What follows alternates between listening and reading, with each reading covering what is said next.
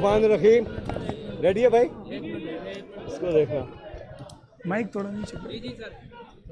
देखे जनवरी में, जैसे कि अभी वो बता रहे थे, जनवरी में अलकादर केस के ऊपर सजाओं के ऊपर अपील दायर हुई थी इधर हाई कोर्ट में, बुशरा बीबी और इमरान खान को जो सजाएं उनके खिलाफ।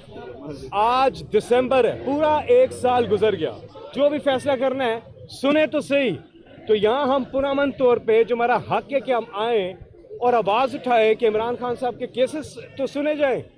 दूसरा, हमने इससे पहले जॉइंट सेशन के अंदर आवाज़ उठाई कि इमरान खान से मुलाकातें बंद की हुई हैं, उन्हें मुकम्मल आइसोलेशन में रखा हुआ है, कई हफ्तों से उन्हें मुकम्मल आइसोलेशन में रखा हुआ है। तो हम अडयाला जेल भी जाते हैं और वहाँ जाकर उनकी बहनों के साथ, बाकी वकला सब के साथ उनको मुलाकातें नहीं करने दी जा रही। ये हक है जेल मैनुअल के मुताबिक, पाकिस्तान प्रिजन रूल्स के मुताबिक, पाकिस्तान की जो अदालतें हैं उनके अहकामात के मुताबिक इन सब की खिलाफ वर्जी हो रही है और इमरान खान से मिलने नहीं दिया जा रहा। तो बुनियादी मकसद इस पुरअमन एहतजाज का, जो सारे यहाँ पार्लियामेंटेरियंस भी इकट्ठे हुए हैं और बाकी हमारे वकला वगैरह, बाकी लोग हमारे केपी से लोग आए हुए हैं जो हमारे पार्लियामेंटेरियंस हैं, कि इमरान खान की आइसोलेशन को ख़त्म किया जाए।